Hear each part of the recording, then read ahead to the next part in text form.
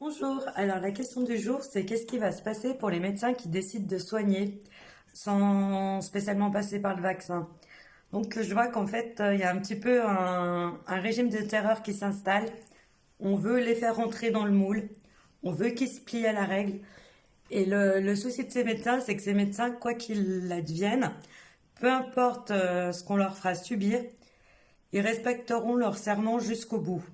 C'est-à-dire que le serment d'Hippocrate qui les engageait à soigner les gens par-dessus tout, ils vont le respecter jusqu'au bout, même si on les menace, même si on les fait passer pour des cinglés, même si on leur dit qu'on va leur enlever leur droit de continuer à consulter, à soigner les gens.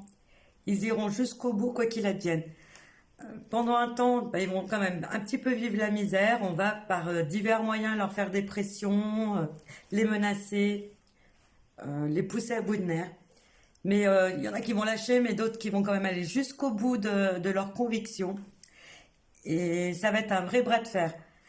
Il y a qu'un petit lot qui est comme ça malgré tout, et je trouve ça vraiment dommage parce que quelque part ils ont quand même une raison de faire ce qu'ils font.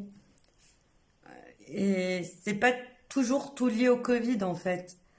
Il y a quand même des choses des fois qu'on fait passer dans le Covid et que c'est absolument pas le cas. Et ces personnes ne veulent pas rentrer dans le système de tout est de la faute du Covid.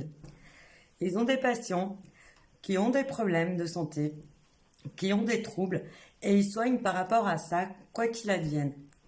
Peut-être qu'ils attrapent le Covid, et ben ils soignent le Covid d'une autre manière, parce que le vaccin peut être dangereux pour certaines personnes, et ils en ont conscience, et ils n'entreront pas dans la manipulation de vous faites comme on vous dit.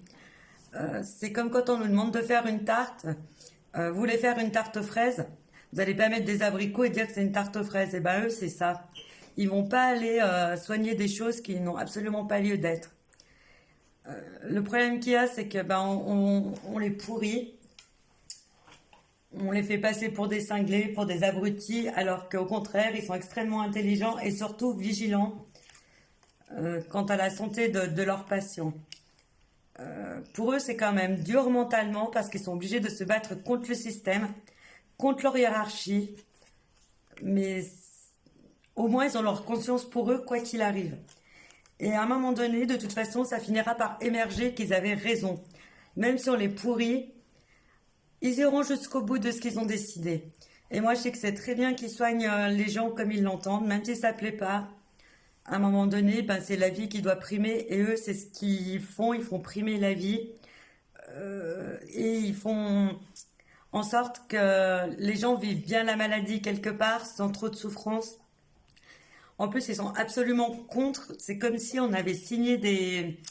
J'ai l'impression qu'il y a eu des textes ou des choses pour plus trop soigner certaines catégories de gens, à dire, écoutez, là, ils sont au bout... on va leur faire perdre un mois, on va leur faire perdre 2 mois. Mais 2 mois dans une vie, c'est énorme, surtout quand on arrive au bout du chemin. Et pour eux, faire gagner 2 mois à une personne, à leur faire vivre bien leur vie, c'est important. Et ils iront jusqu'au bout, même si ça sera dur pour eux, parce qu'on va leur faire une misère noire. Mais à la fin, ils gagneront et ils pourront lever la tête et regarder les gens droit dans les yeux et dire je suis fière de ce que j'ai fait, je suis fière de m'être battue jusqu'au bout. Moi je leur dis bravo et continuez. Voilà, c'est tout ce que je peux dire, je vous souhaite une bonne journée.